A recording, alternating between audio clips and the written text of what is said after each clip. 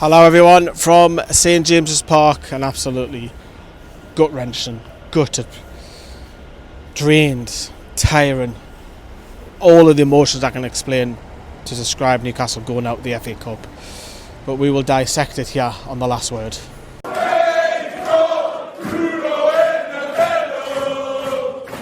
Yes, hello everyone, welcome back to St James's Park. It's just myself today because Johnny's in Milan. The rest of the lads aren't at the game, and one of them can't appear because naturally they work for the club. So look, we're out the FA Cup. I didn't know where to start off this, whether I'd start straight in with Gordon because Gordon misses the final. There's the headline. There you go. That's the headline. Stupidity. But we're out the FA Cup as well, and against a side that you're at home, and it's really frustrating. We are going to hear from Sam very, very shortly, and we also the lasses did play today. Congratulations to Becky Langley's side. Obviously I can't be in two places at once, so we've had three of the team up at Kingston Park, and Juliet, Dale and Joe, so they'll be bringing you stuff as well. We'll hear from Joe shortly. The lasses won 3-2, which is great for them. But let's get going then. So you're thinking, right, it's the FA Cup, you're thinking, okay, you can go on and get a place in the last 8, maybe get another home tie, you never know. So let's get straight to it. And the lineups then, 6 changes. 6, is that too many? Let me know in the comments. Obviously the Lewis Hall one is really worrying, his injury, really worrying. We'll come back to that later in the video. Change of goalkeeper again. Does Eddie Howe not know who his best goalkeeper is at this stage? Is it rotation? It could be a mixture of both. For me, Martin Dubravka's got to play the final for me.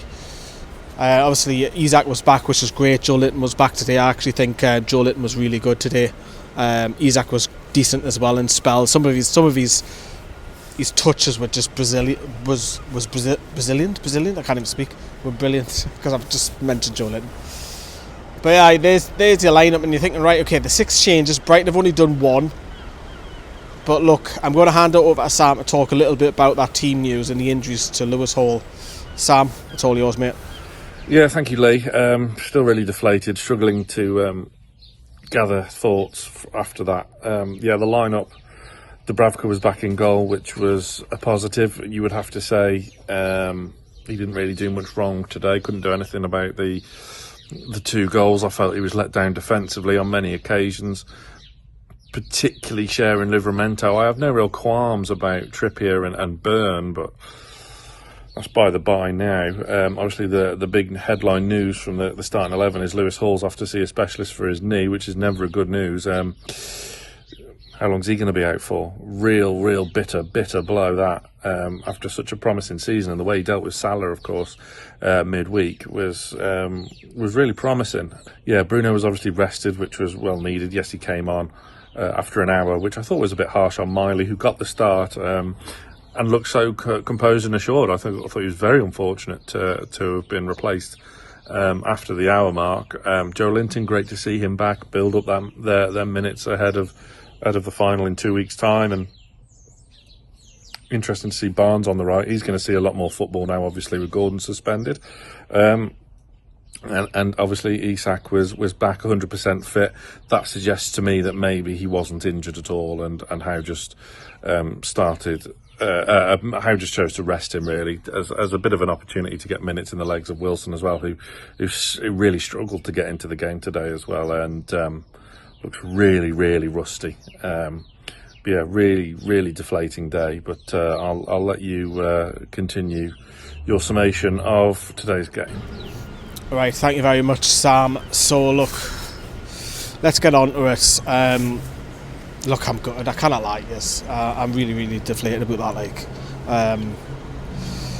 Let's get cracking then. So I didn't think it was a game of many chances, and I don't think the game was a thrilling game until more or less the 89th minute, which we'll come on to. But remember, Gordon had a curler, big chance. Obviously the big one was when Livramento went down. It's a clear penalty. I haven't even seen none of the goals back. I've had no replays, but that's a clear penalty all day long. Livramento was snapped inside the box, and then steps Isak to put a top left corner. Newcastle are 1-0 up. You think, great, this is a good start. You know, you're 25-30 minutes in, whatever it is, you're 1-0 up. Brighton didn't look dangerous at all in that first half. They didn't. They had a lot of the ball like we did in possession, but they didn't do much with it until somehow a throw-in happens and Dan Burn's out of position, Fabian Schar's out of position, and of course it had to be Yankuba Minteh, who didn't even kick a ball for Newcastle. He's breaking through, Trippier's got to come across, it deflects off Trippier, no blame on Trippier's fault, it goes past Dubravka, and it's a 1-1 on the stroke of half time. You're thinking, did we really deserve that? I don't know, but second half, I felt right at the chances doing, because it all happened more or less towards the end of the second half. Newcastle were asleep and Dubravka's forced at a low save. That was 10 minutes into the second half. We made a triple sub a couple of minutes later. We're seeing Miley, Joe Linton, Barnes all come off. Joe Linton was probably planned. Bruno, Willock and Murphy on, so a little bit more strength and depth, you might say, maybe with the exception of Joe Linton. But Willock misses an absolute sitter. So the cross is on the left hand side, and I think it's a floater cross, and Willock gets his head onto it, but instead of directing it a goal, it's like a glance, and he doesn't get proper any sort of contact, and that goes at the back of the net, and Newcastle are 2-1 up. You have to say it's a sitter. And don't get me wrong, I think Willock in spells was absolutely good today. I think he was good. He was going past his player and battling hard, but he's got to score that, man.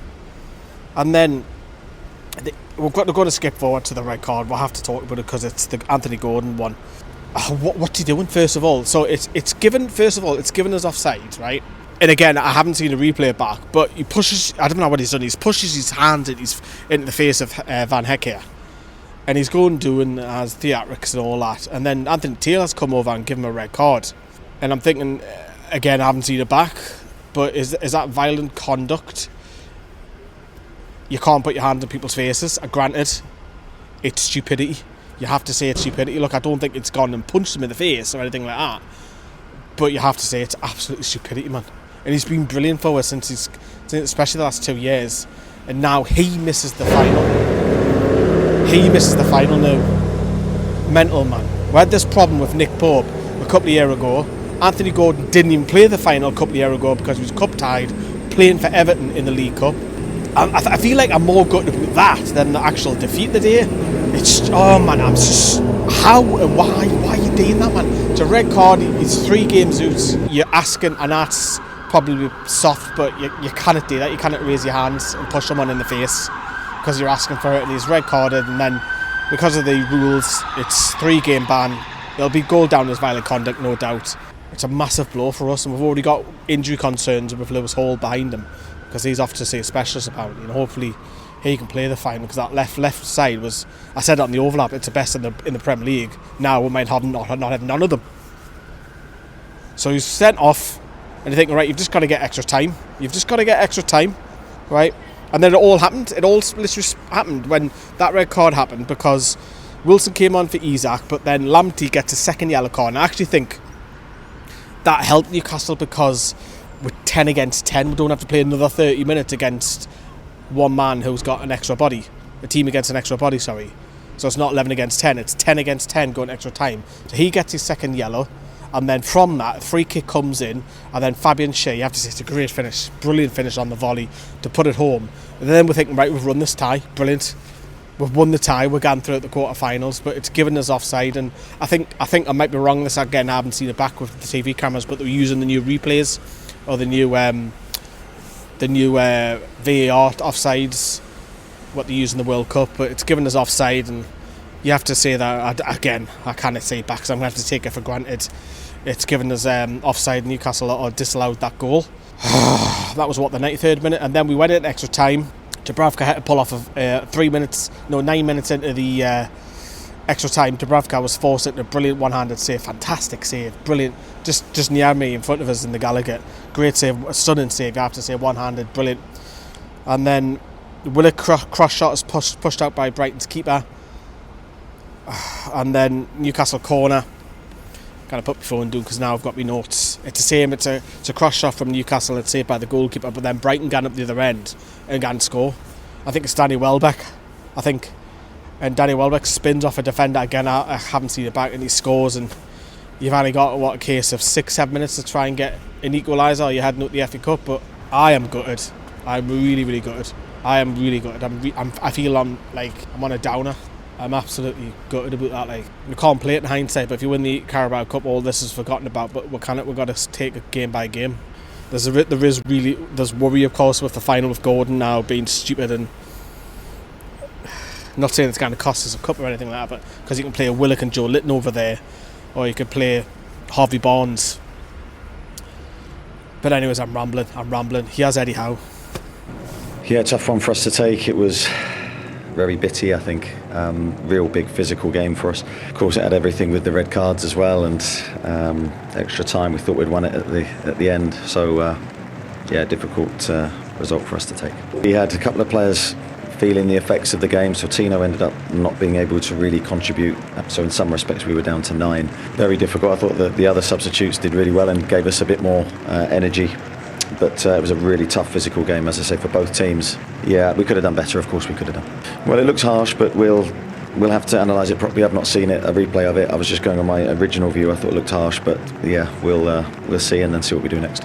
Yeah, I don't know. I think I'd need to see it again properly to see exactly what happened. It was just a mass of bodies in my first viewing. So, Anthony obviously didn't mean any harm. I've only seen him very briefly before coming out to you, and he was really disappointing. Yeah, I think we'll let the dust settle on this. It will be take a couple of days, but then we'll come back to work and we'll be ready for West Ham. Right then, so that was Eddie Howe and the media just before. Look, we're out. We are out. Anyone done themselves any justice today? I thought Isak in touches was great. Joe Litton was decent. I thought Willock should have scored, but Willock was bright in spells. Bruno was trying to take ownership and get the ball when he was subbed on a lot of the time. Man, Matt Target cannot run. He just cannot run. Matt Target. He needs to leave the club in the summer. He just cannot run, man. Credit to Trippier. You probably haven't seen it on the TV cameras. That's probably the beauty about being at the game. He was on the touchline barking orders and encouraging the players.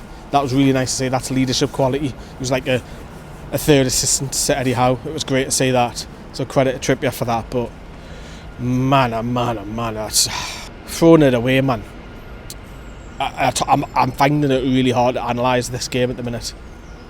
So I didn't know what to say to you. I really didn't. I'm just gutted. I am absolutely gutted. Newcastle shouldn't be used. We've got to probably create a bit more defensively. I want to come on to that because this is what it's going to really, really bug me. Granted, we'll get beat off Liverpool. Take that aside. Even when we won against Nottingham Forest, and even games before that, why can't we keep the ball? What's going on? Dan Burn, sloppy. What's happened to Fabian Schar? I love Fabian Schar. I'm a big advocate of him. What's happened to him? What's happened to his form? How come he's giving the ball away all the time? And it wasn't just him. Tino Livramento, even Matt Target when he came on was trying to take on the player. He can't run. All the defence, they've got experience in that back line. Out of the 5 that started today, you take Tino out, including the goalkeeper. You take Tino out. They're all in the 33s, 35, 36 and what have you. But it wasn't just them, it was the midfield. Tonali was sloppy.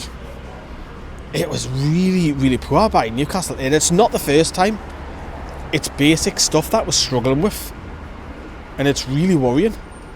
It's massively concerning because I was hoping to go into the cup final with a couple of good wins and feel confident, but now we've been beaten today. We can't put a string of pass together, in particular the first 70-80 minutes we couldn't.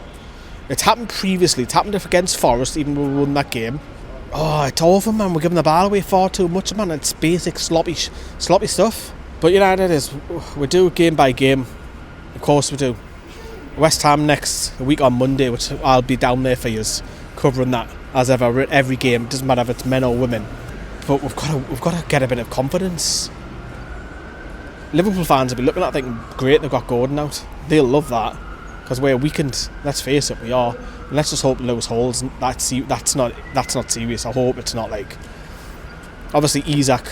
I think Eddie Howe was playing poker face early on this week potentially because I don't really think Isak was that bad, to be fair, with his injury. So all right, that maybe it's the whole touching wood. Well, there is no wood, but hopefully Lewis Hall's all right. Cause I think that really weakens us if we have both. Well, we do have Gordon out, which is stupidity. It's absolutely fucking stupid because you're asking the referee to make the decision for you. We do have some positive news. Obviously, the Lasses have won. Joe's going to tell us what's coming up on the channel and NFTV Extra in the next 24 hours or so. Joe. Cheers, Lee. Yes, we will be bringing the press conference. That is coming from Juliet and Dale.